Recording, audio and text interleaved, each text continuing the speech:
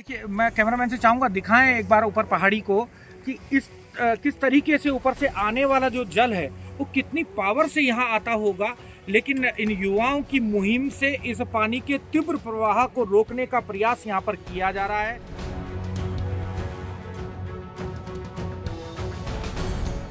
उत्तराखंड के सबसे सुंदर शहरों में शुमार जोशीमठ पराई त्रासदी के बाद ये पहाड़ के भविष्य को बचाने की चिंता है। चमोली में दरकते जोशीमठ के पीछे अब तक जो कारण बताए गए हैं उसमें पानी की निकासी यानी ड्रेनेज सिस्टम का सही न होना भी एक है। और बरसात के वक्त पहाड़ियों से तेज प्रवाह में आने वाले पानी के सैलाब को रोकने के लिए ही उत्तरकाशी में अब ये व्यवस्था बनाई जा रही है।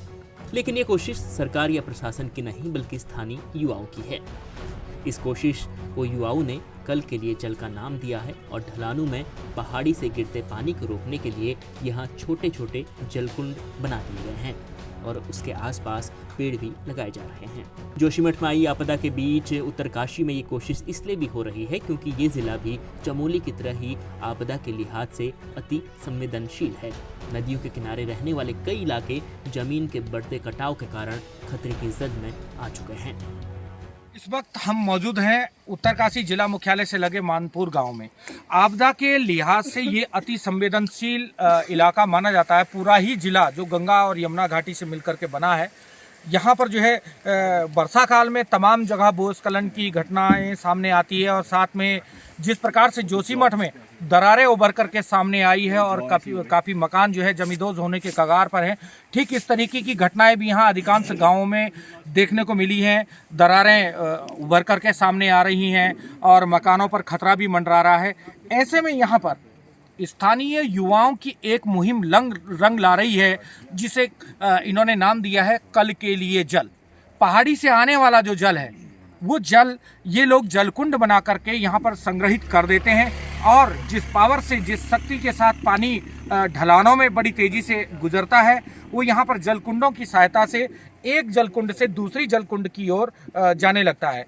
तो मैं दिखाना चाहूँगा, कैमरामैन से कहूँगा कि दिखाएं कि किस तरीके से ये जल इन छोटी छोटी नालियों से होता हुआ पहाड़ियों से उतरता हुआ आता है और इस प्रकार से ये जलकुंड का निर्माण यहाँ पर किया गया है।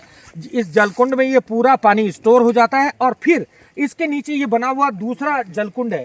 ये दूसरे जलकुंड में ये धीरे से ये पानी आएगा, यानी कि जो फोर्स उसका था वो यहाँ पर रुक जाता है और दूसरे वाले जलकुंड में संग्रहित हो जाता है। इस तरीके से स्टेप बाय स्टेप ये ढलान की ओर ये पानी जाता है, जो कि अपने आप में एक अनोखी पहल है। और सबसे बड़ी बात यह है कि इन युवाओं के समूह के द्वारा जो ये कार्य किया जा रहा है, बिना किसी सरकारी सहायता के, बिना किसी सपोर्ट के ये किया जा रहा है। ये स्वयं के संसाधनों से इस मुहिम को रंग दे रहे हैं। जानना चाहेंगे क्या नाम है आपका?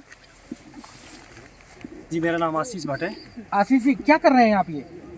हम लोग यहाँ पे एक जल कुंड का निर्माण कर रहे हैं। तो जैसा आप देख रहे हैं कि हम लोग एक गड्ढा ऊपर बनाया, फिर यहाँ बनाया, फिर ये बनाया। तो ये हम युवाओं का कुछ समूह है, इसकी एक पहल है। हम लोग पर्यावरण संरक्षण के लिए जो काम कर रहे थे अभी तक, जैसे वृक्षारोपण, तो हमने देखा अधिकतर कि वो पेड़ किसी कारण में सूख रहे हैं और जैसे वो सूख रहे तो हमारे कुछ युवाओं साथी ने कहा कि हम कुछ ऐसा करें कि वो पेड़ सुरक्षित रहें।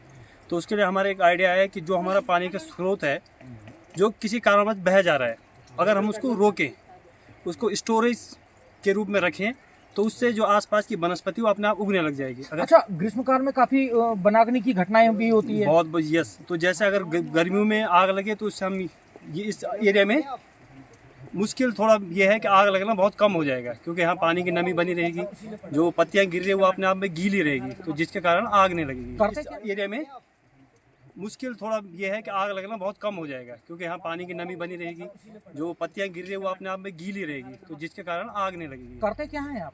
मैं प्राइवेट सेक्टर में जॉब करता हूँ। अच्छा, इसमें कोई सरकारी सहायता आपको मिलती है? नहीं, हम लोग स्वयं के सहयोग से ही ये सब कार्य करते हैं। किताबों में भी काफी आपने पर्यावरण के बारे में पढ़ा समझा होगा। जी, बहुत पढ़ा है तब, लेकिन हमने एक सोचा कि प्रैक्टिकल करके देखें कि जो हम पर्यावरण को संरक्षित करें। अच्छा, स्थानीय लोगों की भी सहभागिता इसमें है। सबसे बड़ी बात है कि आसपास के जो रहने वाले जो लोग हैं वो भी जो है इन युवाओं का सहयोग के लिए यहाँ पर पहुँचते हैं। सर, क्या नाम है आपका? मेरा नाम शैलेंद्र प्रसाद है। सर, युवाओं की ये पहल है, क्या कहेंगे आप? हाँ बिल्कुल, कल के लिए जो जल अभियान की जो पहल है और बेहतरीन है और बहुत अच्छी पहल है। क्योंकि हम बचपन से है और जब से हमने होश संभाला है और जब से देखा है कि जगह जगह जल संकट की जो खबरें हैं, जल संकट की सूचनाएं हैं, और ये भी कहा जाता है कि तीसरा विश्व युद्ध होगा तो वो जल के लिए होगा, और उसके लिए इन्होंने वो ऐसा युद्ध ना हो, उसके लिए अभी से ऐसे इन युवाओं ने ऐसी तैयारी कर दी है। तो ये बेहतरीन और बिल्कुल सराहनीय है। और जब पुराने समय में जो राजा महाराजा हुआ करते थे, वो भी इस तरह से अपने जन्मदिन पे या खास अपने पूर्वजों की याद में ऐसे जल कुंड, तालाबों का निर्माण करते थे, और दक्षिण भारत में इसके कई सारे उदाहरण हैं। हाँ, ये बड़ी बात है कि जन्मदिन के लिए, मैं भूल रहा था इस चीज को, कि जन्मदिन के लिए भी यहाँ पर इनके द्वारा जो है आमंत्रित किया जाता है स्थानीय युवाओं को। साथ में जो पैतृक कार्य होते हैं, तो अपने पितरों के नाम पर भी यहाँ पे वृक्षारोपण ये युवा करवाते हैं। मैं दोबारा बता दे रहा हूँ कि ये बिना किसी राजकीय शासकीय सहयोग के द्वारा की जाने वाली मुहिम है। देखिए, मैं कैमरामैन से चाहूंगा दिखाएं एक बार ऊपर पहाड़ी को कि किस तरीके से ऊपर से आने वाला जो जल है वो कितनी पावर से यहाँ आता होगा। लेकिन इन युवाओं की मुहिम से इस पानी के तीव्र प्रवाह को रोकने का प्रयास यहाँ पर किया जा रहा है।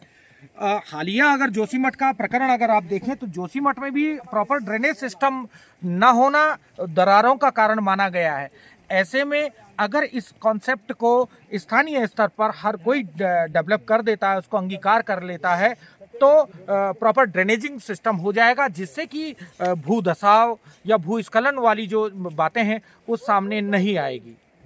हालांकि युवाओं का ये जो मुहिम है, युवाओं का इस मुहिम का जो रंग है वो कितना अपने रंग में रंगता है ये तो भविष्य के गर्त में समाहित है। लेकिन फिलहाल युवाओं की इस मुहिम का हर कोई